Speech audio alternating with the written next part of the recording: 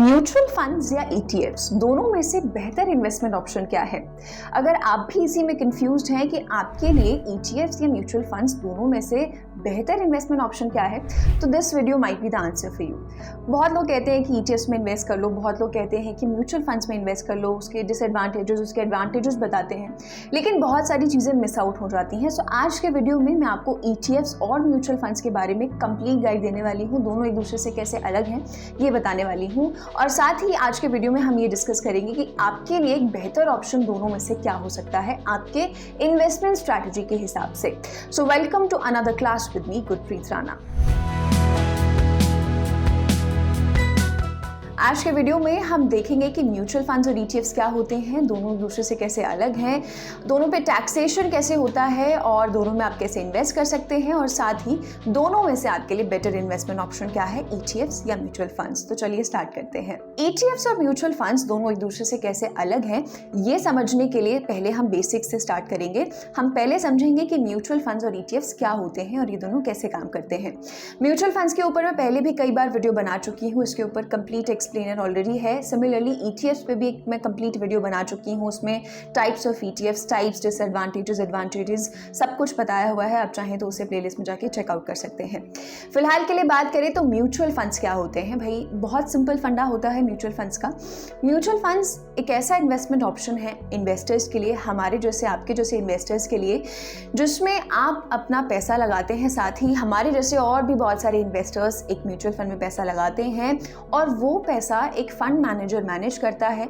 और वो fund managers एक भी हो सकते हैं, दो भी हो सकते हैं, तीन भी हो सकते हैं। वो फंड मैनेजर्स उस इकट्ठे किए गए पैसे को आगे अलग अलग डाइवर्स एसेट्स में इन्वेस्ट कर सकते हैं।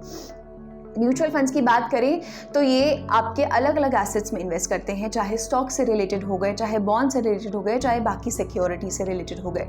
अलग अलग तरह के म्यूचुअल फंड्स हमें देखने को मिलते हैं। म्यूचुअल फंड्स की बात करें तो जैसे कि मैंने अभी कहा, इन्हें एक्सपीरियंस्ड फंड मैनेजर्स मैनेज करते हैं। इनका मकसद बेसिकली ये होता है कि म्यूचुअल फंड में जो इन्वेस्टर्स इन्वेस्ट कर रहे हैं या जो ओवरऑल म्यूचुअल फंड है उसके जरिए क्या है, कैपिटल अप्रिसिएशन हो और साथ ही में इनकम जनरेट हो इन्वेस्टर्स के लिए। ये इंश्योर करते हैं फंड मैनेजर्स।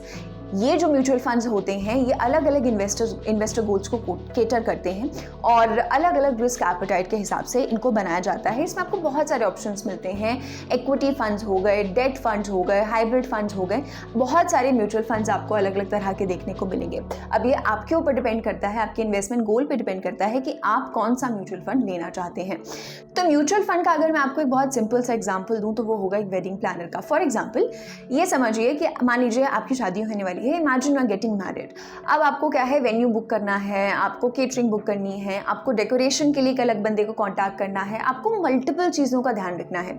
आपके पास पैसा तो है लेकिन आपको वो हैसल नहीं चाहिए कि मुझे अलग अलग लोगों को कॉल करना है, उनको पैसे देने हैं, उनको मैनेज करना है, उनको देखते रहना है, बैक टू बैक उनसे कनेक्ट करते रहना है। सो आप क्या करते हैं, बेसिकली आप और आपकी फैमिली वाले सारा मिलकर, सब लोग मिलकर, सारे मेंबर्स मिलकर पैसे को पूल कर लेते हैं, यानी कि पैसे को इकट्ठा कर लेते हैं और वो पूल किया हुआ मनी, वो जो पूल मनी है वो आप दे देते हैं किसी वेडिंग प्लानर को या इवेंट प्लानर को दे देते हैं। अब वो जो वेडिंग प्लानर है उसके पास काफ़ी सालों की एक्सपर्टीज़ है, उसको पता है कि वेडिंग मार्केट कैसा है, कौन सा वेन्यू अच्छा है आपके रिक्वायरमेंट के हिसाब से, उसको पता है कि कौन सा फूड कहाँ पर बेटर मिलेगा, कौन सा वेन्यू अच्छा है, डेकोरेशन कहाँ की अच्छी है। सो उसके हिसाब से वो जो वेडिंग प्लानर है वो आपके पूल मनी को आपके डिजायर्ड रिजल्ट्स के हिसाब से अलग अलग जगह पे इन्वेस्ट कर देता है, अलग जगह पे लगा देता है, ताकि आपकी जो आप वेडिंग प्लान कर रहे हैं अपने हिसाब से वो कंप्लीटली सक्सेसफुल हो सके। अब इसके जरिए क्या हो गया कि आपकी जो ड्रीम वेडिंग थी या जो भी आपकी XYZ जो भी इवेंट था वो क्या है, बिना किसी हासिल के आपका वो मैनेज कर लिया किसने, वेडिंग प्लानर ने। लाइकवाइज म्यूचुअल फंड्स भी कुछ इसी तरीके से काम करते हैं। इसमें होते हैं फंड मैनेजर्स जो कि आपके पूरे म्यूचुअल फंड की देखरेख करते हैं। इसमें 2 फंड मैनेजर्स भी हो सकते हैं, 1 फंड मैनेजर भी हो सकता है, 3 फंड मैनेजर्स भी इसमें हो सकते हैं। ये फंड मैनेजर्स अपने हिसाब से स्ट्रैटेजीज लगाते हैं, अपने हिसाब से देखते हैं कि इस वक्त कौन से एसेट में इन्वेस्ट करना चाहिए, कहाँ से पैसा निकालना है, कहाँ पर पैसा और डालना है। तो इससे क्या है, आपकी जो हैजल है उसे एक्टिवली चेक करने की वो खत्म हो जाती है। अब बात करते हैं कि ETFs क्या होते हैं और ये कैसे काम करते हैं। सो ETFs की बात करें तो ये स्टॉक्स और म्यूचुअल फंड्स दोनों के फीचर्स को आपस में कंबाइन करते हैं, यानी कि ETFs होते तो म्यूचुअल फंड्स ही हैं, लेकिन आप इनको स्टॉक्स की तरह ट्रेड कर सकते हैं। बात की जाए म्यूचुअल फंड्स की, तो म्यूचुअल फंड्स को आप मार्केट आवर्स में ट्रेड नहीं कर सकते, आप उनको एक्टिवली खरीद या बेच नहीं सकते। आप अपनी रिक्वेस्ट डालेंगे, वो प्रोसेस होगी, उसको प्रोसेस होने में 1-2 दिन लगेंगे, NAV कैलकुलेट होगा, उसके बेसिस पर आपका ऑर्डर कैलकुलेट किया जाएगा और फिर आपको वो मिलेगा। आप म्यूचुअल फंड से एकदम से एग्जिट नहीं कर सकते क्योंकि उस पर आपको एग्जिट लोड देना पड़ सकता है। लेकिन ETFs का क्या फीचर है कि यहाँ पर जैसे आप स्टॉक्स में रियल टाइम में ट्रेड करते हैं, वैसे ही आप ETFs में भी रियल टाइम में ट्रेड कर सकते हैं। यहाँ पर इन्वेस्टर्स के पास ये मौका होता है कि वो इंट्रा डे प्राइस मूवमेंट्स पे कैपिटलाइज कर सकते हैं। मान लीजिए एक दिन में किसी ETF का कुछ सर्टेन प्राइस है और आपको लगता है कि सुबह 10 बजे कुछ सर्टेन प्राइस था और दोपहर 2 बजे तक आते आते वो प्राइस इंक्रीज हो गया है। तो जैसे आप स्टॉक्स में इंट्रा डे ट्रेडिंग करते हैं, वैसे ही आप ETFs में भी इस सिचुएशन में इंट्रा डे ट्रेडिंग करके आप क्या है अपना कैपिटल जो है गेन कर सकते हैं और इस पर कैपिटलाइज कर सकते हैं ऐसी अपॉर्चुनिटीज पे। सो बेसिकली कंटेक्स्ट ये है कि ETFs को आप स्टॉक्स की तरह ट्रेड कर सकते हैं, लेकिन म्यूचुअल फंड्स का ऑप्शन होता है, इसमें भी जो एसेट्स होते हैं वो बहुत डाइवर्सिफाइड होते हैं। लेट्स से अगर कोई इक्विटी ETF है, ETFs भी बहुत तरह के होते हैं, अगर कोई इक्विटी ETF है तो उसमें भी आपको डाइवर्सिफाइड स्टॉक्स नजर आएंगे। बस फर्क ये है कि म्यूचुअल फंड को आप एक्टिवली ट्रेड नहीं कर सकते, इसमें आप मार्केट आवर्स में इसकी ट्रेडिंग कर सकते हैं। अब बात करते हैं कि दोनों ही इन्वेस्टमेंट ऑप्शंस एक दूसरे से कैसे अलग हैं। सबसे पहले हम लोग बात करेंगे इन्वेस्टमेंट अप्रोच की। इन्वेस्टमेंट अप्रोच की बात करें तो ETFs के केस में, ETF की अगर मैं इन्वेस्टमेंट अप्रोच की बात करती हूँ तो यहाँ पर ये पैसिवली मैनेज्ड होते हैं, यानी कि यहाँ पर कोई आपको फंड मैनेजर नहीं देखने को मिलेगा। यहाँ पर इन्वेस्टर ही अपने हिसाब से पैसे को इसमें इन्वेस्ट करता है, इसको सेल करता है या इसको बाय करता है। साथ ही यहाँ पर ETFs की जो कोशिश होती है वो ये होती है कि ये किसी इंडेक्स को, जैसे निफ्टी 50 हो गया आपका या सेंसेक्स हो गया, ऐसे किसी इंडेक्स को मिरर करें और बेसिकली एक बेंचमार्क इंडेक्स रख लेते हैं और उसी के परफॉर्मेंस को मिरर करने की कोशिश करते हैं। लेकिन अगर मैं म्यूचुअल फंड्स की यहाँ पर बात करती हूँ तो म्यूचुअल फंड्स जो है वो एक्टिवली मैनेज होते हैं, यानी कि यहाँ पर एक फंड मैनेजर, 1 या 2 फंड मैनेजर आपको देखने को मिलेंगे जो कि इसको एक्टिवली मैनेज कर रहे होंगे। ये फंड मैनेजर्स मार्केट को मार्केट आवर्स के दौरान ट्रैक कर रहे होंगे, देख रहे होंगे कि कौन सा स्टॉक अच्छा है। अगर मैं इक्विटी म्यूचुअल फंड की बात कर रही हूँ तो देख रहे होंगे कि कौन सा स्टॉक अच्छा है या कौन सा बॉन्ड अच्छा है, कौन सी और जो भी सिक्योरिटी है उसमें ट्रेड कर रहे होंगे। ये देख रहे होंगे कि किस टाइम पे पैसा निकालना है, किस टाइम पे पैसा डालना है, तो आपको इसे मैनेज करने की ज़रूरत नहीं होगी। साथ ही यहाँ पर इनकी कोशिश ये नहीं होती कि किसी इंडेक्स को मिरर करे, इंडेक्स म्यूचुअल फंड्स भी होते हैं, लेकिन इनकी कोशिश यहाँ पर ये होती है कि ये आउट परफॉर्म करने की कोशिश करते हैं मार्केट को। यानी कि ऐसा नहीं है कि सिर्फ एक निफ्टी 50 ने जैसा परफॉर्म किया है सेम आपको वैसा ही रिटर्न यहाँ पर मिलेगा। यहाँ पर म्यूचुअल फंड्स की कोशिश ये भी होती है कि आपको इससे बेहतर रिटर्न मिल सके। उसके बाद आता है ट्रेडिंग फ्लेक्सिबिलिटी। ETFs की बात करें तो ETFs आप पूरे दिन through out the day stock exchanges पे ट्रेड कर सकते हैं, जिससे इन्वेस्टर्स को ये बेनिफिट होता है कि वो जो शेयर्स हैं उनको मार्केट प्राइस पे खरीद या बेच सकते हैं थ्रू आउट ट्रेडिंग आवर्स। जब भी आपका मार्केट चलता रहेगा तब तक आप ETFs को स्टॉक्स की तरह ट्रेड कर सकते हैं। म्यूचुअल फंड्स की वहीं अगर हम लोग बात करते हैं तो म्यूचुअल फंड्स में वो ट्रेडिंग फ्लेक्सिबिलिटी आपको कम देखने को मिलती है, क्योंकि आप यहाँ पर कॉन्टिन्यूसली मार्केट आवर्स में इसको ट्रेड नहीं कर सकते। आप एक बार अपना ऑर्डर दे सकते हैं या आप इसको रिडीम करने का एक ऑर्डर दे सकते हैं, उसको प्रोसेस होने में 1-2 दिन लगेंगे। ये कुछ इस तरीके से काम करता है। तो ETFs में बात करें तो यहाँ पर आप रियल टाइम में ट्रेडिंग कर सकते हैं, जबकि आप म्यूचुअल फंड्स में आपको ये फीचर नहीं देखने को मिलता। इसके बाद आ जाता है कॉस्ट एफिशिएंसी। कॉस्ट एफिशिएंसी की बात करें तो अगर दोनों को कंपेयर किया जाए म्यूचुअल फंड्स और ETFs को, तो ETFs में कम एक्सपेंस रेशियो देखने को मिलता है और म्यूचुअल फंड्स में ज़्यादा हायर एक्सपेंस रेशियो देखने को मिलता है। एक्सपेंस रेशियो की बात करें तो बेसिकली एक ऐसी फ़ी होती है जो प्रोफेशनल मैनेजर्स चार्ज करते हैं फंड को मैनेज करने के लिए। तो म्यूचुअल फंड्स के केस में आपको, क्योंकि ये ज़्यादा एक्टिवली मैनेज्ड होते हैं, तो म्यूचुअल फंड्स के केस में आपको ज़्यादा एक्सपेंस रेशियो देखने को मिलता है। वहीं म्यूचुअल फंड्स की बात अगर की जाए तो आपको कोई ब्रोकरेज जो है ना यहाँ पर नहीं देना पड़ता, हालांकि आपको यहाँ पर एग्जिट लोड जो है वो देना पड़ता है। वहीं अगर मैं ETFs की बात करती हूँ तो ETFs के केस में आपको ब्रोकरेज जो है वो आपको देनी पड़ सकती है। उसके अलावा बात करें तो लिक्विडिटी एंड एक्सेसिबिलिटी आ जाता है। लिक्विडिटी की बात करें तो ETFs में ऑफकोर्स आपको ज़्यादा लिक्विडिटी मिलती है। लिक्विडिटी यानी कि आप कितनी आसानी से किसी भी अपनी सिक्योरिटी को बेच या खरीद सकते हैं। तो अगर बात की जाए अब तक जितना हमने देखा है उस हिसाब से अब तक आई एम श्योर आपको भी समझ आ गया होगा कि ETFs ज़्यादा लिक्विड हैं, ज़्यादा लिक्विडिटी का ऑप्शन आपको मिलता है as compared to mutual funds. दोनों ही काफ़ी लिक्विड ऑप्शन हैं, ऐसा नहीं है कि आपका पैसा स्टक हो जाएगा या लॉक इन पीरियड हो जाएगा। लेकिन क्योंकि हम म्यूचुअल फंड्स और ETFs में कंपेयर कर रहे हैं तो इस हिसाब से ETFs की जो लिक्विडिटी है वो म्यूचुअल फंड्स के कंपैरिजन में आपको ज़्यादा देखने को मिल जाती है, क्योंकि आप इनको स्टॉक्स की तरह ट्रेड कर सकते हैं। म्यूचुअल फंड्स में क्योंकि फंड हाउसेस ट्रांजैक्शंस को हैंडल करते हैं, उसको प्रोसेस होने में थोड़ा ज़्यादा टाइम लगता है, तो इस वजह से यहाँ लिक्विडिटी और एक्सेसिबिलिटी थोड़ी सी ज़्यादा हो जाती है in the case of ETFs। फिर उसके बाद आता है pricing and valuation. Pricing and valuation में बात करें तो अगर मैं ETFs की तरफ देखूं तो ETFs जैसा कि हमने देखा कि आप इसको ट्रेड कर सकते हैं, बेच सकते हैं रियल टाइम में स्टॉक्स की तरह, यानी कि आप कभी भी मार्केट आवर्स में किसी भी पॉइंट पर खरीद या बेच सकते हैं इन ETFs को जब आपका मन करे। मान लीजिए आपको लगता है कि 10 बजे जो एक ETF का प्राइस था वो 2 बजे बढ़कर ज़्यादा हो गया है, तो आप उसी टाइम पर मान लीजिए 1:09 पर दोपहर को आपको लग रहा है कि इसका प्राइस ज़्यादा हो गया, तो एग्जैक्ट आप उसी टाइम पर उसको सेल करके अपना कैपिटल गेन कर सकते हैं। हाउएवर म्यूचुअल फंड्स की बात करें तो म्यूचुअल फंड्स कुछ अलग तरीके से काम करता है। म्यूचुअल फंड्स में होता है NAV, नेट एसेट वैल्यू। ये जो नेट एसेट वैल्यू होता है ये बेसिकली कैलकुलेट किया जाता है जब एक मार्केट आवर्स जो है एक ट्रेडिंग सेशन खत्म हो जाता है, उसके बाद NAV कैलकुलेट किया जाता है। ये दिन में एक ही बार आता है। शेयर प्राइस जैसे कंपैरिजन के लिए अगर हम देखें तो शेयर प्राइस जो है वो दिन में फ्लक्चुएट करता रहता है, लेकिन NAV की बात की जाए तो NAV आपका कैलकुलेट किया जाता है हर दिन के हिसाब से। मार्केट आवर्स जब खत्म हो जाते हैं तो उसको एनालाइज करके आपका एक NAV निकाला जाता है। सो लेट्स से मान लीजिए आपको लगता है कि आज किसी म्यूचुअल फंड का NAV है 20.12। लेट्स से इमेजिन करते हैं कि 20.12 आपको अभी NAV दिख रहा है, आपने इस पे एक ऑर्डर प्लेस कर दिया कि इतने NAV पे मैं इतनी XYZ यूनिट्स जो है वो खरीद रही हूँ।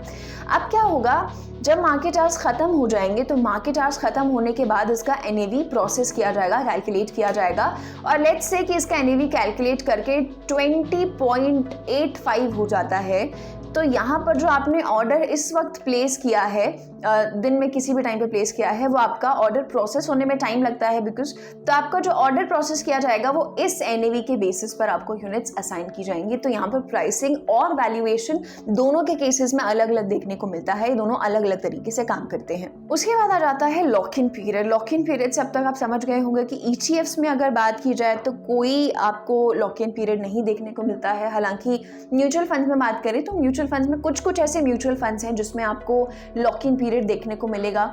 किसी म्यूचुअल फंड में आपको कोई लॉक इन पीरियड नहीं देखने को मिलेगा, लेकिन अगर आप एक सर्टेन टाइम लिमिट से पहले एग्जिट ले लेते हैं तो आपको फिर उस पर एग्जिट लोड देना पड़ेगा।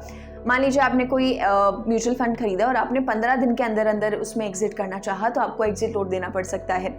वहीं अगर आप ETFs में कंपेयर करें, मान लीजिए आपने 15 दिन बाद या आप एक दिन बाद भी अगर उसमें एग्जिट लेना चाहते हैं तो आपको एग्जिट लोड नहीं देना पड़ेगा। उसके बाद आ जाता है मिनिमम इन्वेस्टमेंट। ETFs के केस में कोई मिनिमम इन्वेस्टमेंट नहीं है, आप एक शेयर भी खरीद सकते हैं।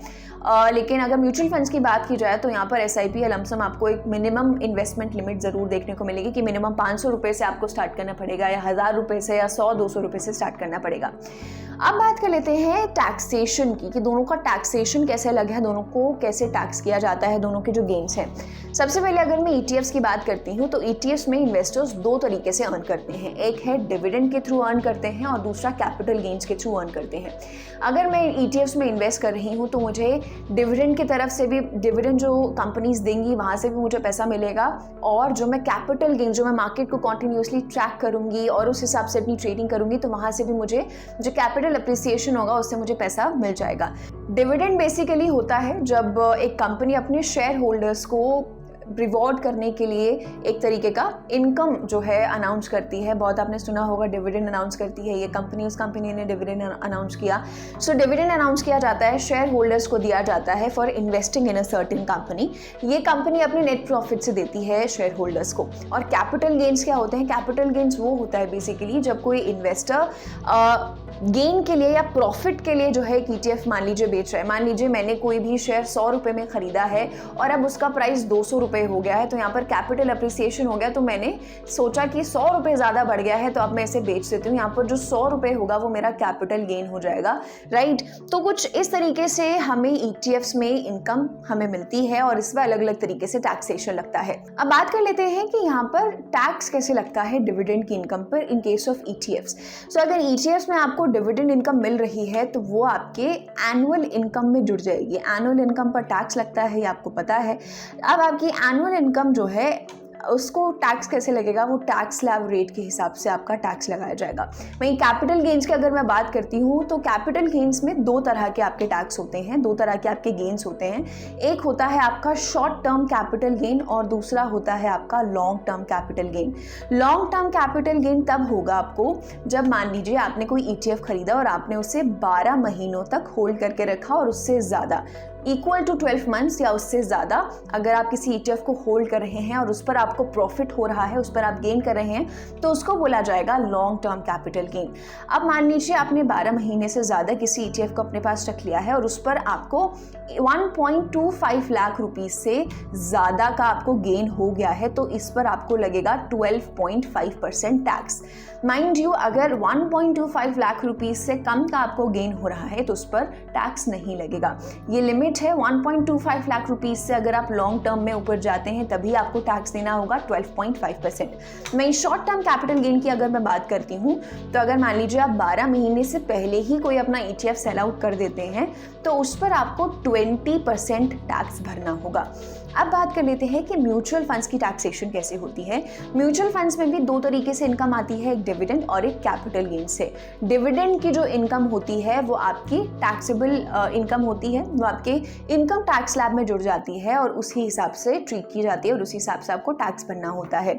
मान लीजिए आपकी सैलरी जो है एनुअल 12 लाख का आपका CTC है और 50,000 जो है आपने ईयरली एक फाइनेंशियल ईयर में डिविडेंड जो है वो अर्न कर लिया है, तो आपकी जो टोटल टैक्सेबल इनकम हो जाएगी वो हो जाएगी 12,50,000 रुपीज़। तो ये कुछ उस तरीके से ऐसे ट्रीट किया जाता है। 12,50,000 पर आपकी जो भी रिजीम है, टैक्स रिजीम जो आपने चूज़ की हुई है, उसके हिसाब से जो भी आपका स्लैब रेट बनता है फिर आपको वो टैक्स भरना होगा।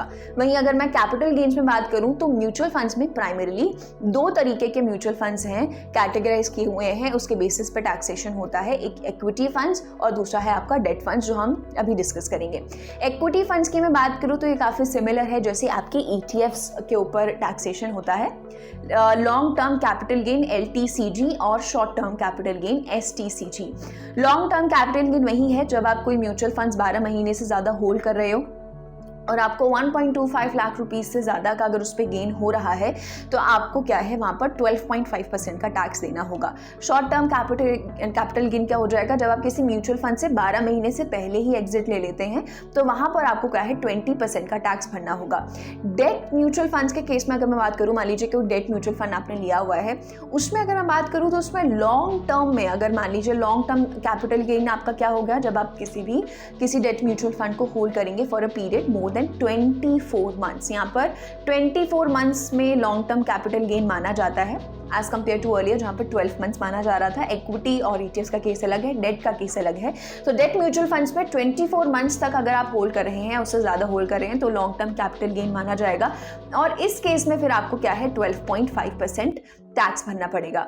वहीं अगर मैं बात करती हूँ शॉर्ट टर्म की, तो शॉर्ट टर्म आपका जो कैपिटल गेन होगा वो आपका जोड़ दिया जाएगा आपके टैक्स स्लैब में, जैसे आपका डिविडेंड टैक्स किया जाता है। लाइकवाइज यहाँ पर डेट म्यूचुअल फंड्स के केस में आपका टैक्स किया जाएगा शॉर्ट टर्म कैपिटल गेन। इसके अलावा म्यूचुअल फंड्स में एक और ऑप्शन है ELSS equity linked saving scheme. ये काफ़ी लोगों ने सुना होगा। इसमें अगर आप 1.5 लाख रुपीज़ इन्वेस्ट कर रहे हैं राइट इन अ ईयर, तो आप इसको क्या है सेक्शन 80C के तहत आप इसे क्लेम कर सकते हैं और आप अपने जो है टैक्स रिडक्शन इसमें क्लेम कर सकते हैं। लेकिन ध्यान रखिए कि ELSS में जो है 3 इयर्स का लॉक इन पीरियड होता है, यानी कि लॉक इन पीरियड से मतलब है कि आप 3 साल से पहले अपना पैसा नहीं निकाल सकते। 3 साल के लिए आपका पैसा इसी में रहेगा और अगर आप इसमें 1.5 लाख रुपए इन्वेस्ट करते हैं तो वो 1.5 लाख रुपए आप टैक्स से बचा सकते हैं अंडर सेक्शन 80C। अब बात करते हैं कि दोनों में अगर आप इन्वेस्ट करना चाहते हैं तो आप कैसे इन्वेस्ट कर सकते हैं। How to invest in ETFs and mutual funds. ETFs की अगर मैं बात करती हूँ तो ETFs के लिए आपको चाहिए एक डीमैट अकाउंट। आपको सबसे पहले तो ये पता होना चाहिए कि कौन सा ETF आपके लिए बेहतर है। आपको ये चूज़ करना है कि किस तरह के ETF में आप इन्वेस्ट करना चाहते हैं। तो आप अपना डीमैट अकाउंट ओपन कीजिए, आप चूज़ कीजिए कि कौन सा ETF आपके लिए बेहतर है और आप अपना बाय ऑर्डर प्लेस कर सकते हैं किसी भी स्टॉक एक्सचेंज पे। आजकल बहुत सारे मोबाइल ऐप्स आ गए हैं, आप उसके जरिए कर सकते हैं। उसके बाद है म्यूचुअल फंड्स। म्यूचुअल फंड्स में इन्वेस्ट करना भी बहुत ईजी है। आप मोबाइल ऐप्स के थ्रू इन्वेस्ट कर सकते हैं, आप स्टॉक ब्रोकर्स के थ्रू इन्वेस्ट कर सकते हैं। बहुत सारे बैंक्स ये ऑप्शन ऑफर करते हैं कि उनके थ्रू आप म्यूचुअल फंड्स में इन्वेस्ट कर सकते हैं। बहुत सारे एसेट मैनेजमेंट कंपनीज के पोर्टल्स होते हैं जिससे आप डायरेक्टली किसी भी म्यूचुअल फंड में इन्वेस्ट कर सकते हैं। तो म्यूचुअल फंड और ETFs में इन्वेस्ट करना बहुत ईजी है। बस सबसे पहले आपको ये पता होना चाहिए कि भाई आपको कहाँ पर इन्वेस्ट करना है, कितना इन्वेस्ट करना है, ये आपको पता होना चाहिए। आजकल बहुत सारी ऑनलाइन ऐप्स हैं, मोबाइल ऐप्स हैं जिनके थ्रू आप बहुत ही ईजिली, आपको सिर्फ एक डीमैट और ट्रेडिंग अकाउंट चाहिए और आप उसके थ्रू इन्वेस्ट कर सकते हैं। अब बात करते हैं दोनों में से बेटर ऑप्शन क्या है। म्यूचुअल फंड्स बेटर है या फिर आपका ETF बेटर है। दोनों में से बेटर ऑप्शन क्या है ये डिपेंड करता है आपके ऊपर। ऑफ कोर्स ये डिपेंड करता है कि आपके फाइनेंशियल गोल्स क्या हैं, आपकी रिस्क एपेटाइट क्या है और आपकी ट्रेडिंग प्रेफरेंसेस क्या है। ETFs की अगर मैं बात करूं तो ये ऐसे इन्वेस्टर्स के लिए बेटर है जो एक्टिवली मार्केट को ट्रैक कर सकते हैं, जिनको ज़्यादा कंट्रोल चाहिए, जिनको चाहिए कि हम अपने पोर्टफोलियो को खुद ही मैनेज करें और हम खुद ही एक्टिवली ट्रैक करें और हम खुद ही एक्शन लें। ऐसे लोगों के लिए ETFs बेटर ऑप्शन है। जिनको फ्लेक्सिबिलिटी चाहिए मार्केट आवर्स में, जिनको चाहिए कि तुरंत वो ट्रेडिंग कर सकें, तो ऐसे लोगों के लिए, ऐसे इन्वेस्टर्स के लिए ETFs बेटर ऑप्शन है। जिनको लो कॉस्ट चाहिए, जो कम कॉस्ट में अच्छा इन्वेस्टमेंट ऑप्शन ढूंढ रहे हैं, उनके लिए ETFs बेटर इन्वेस्टमेंट हो सकता है as compared to mutual funds.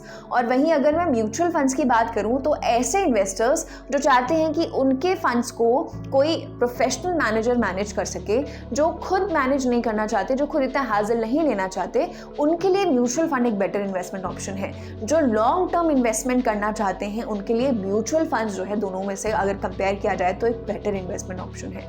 So overall दोनों में से जो बेटर इन्वेस्टमेंट ऑप्शन है वो आपके डिसीजन पर डिपेंड करता है। And now that you have a understanding कि ETFs और म्यूचुअल फंड्स कैसे काम करते हैं, दोनों में क्या डिफरेंस है, दोनों का टैक्सेशन क्या है, आई एम श्योर आप ये फिगर आउट कर पाएंगे कि दोनों में से आपके इन्वेस्टमेंट गोल्स के हिसाब से आप कितना रिस्क उठा सकते हैं, उसके हिसाब से, या आपका कंफर्ट लेवल कितना है मार्केट वॉलेटिलिटी के साथ, उसके हिसाब से आप ये चूज़ कर सकते हैं कि दोनों में से बेहतर ऑप्शन क्या है। अगर आपको लगता है कि आप ज़्यादा रिस्क उठा सकते हैं तो आप ETFs की तरफ जाइए। अगर आपको लगता है कि ETFs में आपको ज़्यादा रिटर्न मिल रहा है और आप उससे मैनेज कर सकते हैं तो आप ETFs चूज़ कर सकते हैं। लेकिन अगर आप रिस्क कम लेना चाहते हैं, आप लॉन्ग टर्म में ट्रेड करना चाहते हैं, लॉन्ग टर्म मार्केट में इन्वेस्टेड बने रहना चाहते हैं और आप चाहते हैं कि आपको लंबे समय तक मार्केट को एक्टिवली ट्रैक भी ना करना पड़े, तो ऐसे केस में आप म्यूचुअल फंड्स को चूज़ कर सकते हैं। ये सारी चीज़ें डिपेंड करती हैं कि आप क्या चाहते हैं, आप किस तरीके से ट्रेडिंग करना चाहते हैं, आपकी रिस्क एपेटाइट कितनी है और आपके ऑब्जेक्टिव्स क्या क्या हैं, आप क्यों ट्रेड कर रहे हैं, आप क्यों इन्वेस्ट कर रहे हैं, ये उन चीज़ों पर भी डिपेंड करता है। सो ओवरऑल अगर देखा जाए तो दोनों ही ऑप्शंस एक दूसरे के काफ़ी सिमिलर हैं, लेकिन दोनों एक दूसरे से काफ़ी अलग तरीके से काम करते हैं, अलग तरीके से रिटर्न्स जनरेट करके देते हैं। कोई भी फाइनेंशियल डिसीजन लेने से पहले अपने फाइनेंशियल एडवाइजर से एक बार ज़रूर कंसल्ट करें। और इसके अलावा अगर आपको अभी भी कोई कन्फ्यूजन है, अभी भी अगर आप ETFs या म्यूचुअल फंड से रिलेटेड और चीज़ें जानना चाहते हैं और इन्फॉर्मेशन चाहते हैं, उसे और क्लैरिटी के साथ समझना चाहते हैं, तो do share with us in the comment section below and we'll definitely make a video on that. Thank you for joining us. We'll see you in another video. For more of such videos, do like, share and subscribe to ET Now Swadesh.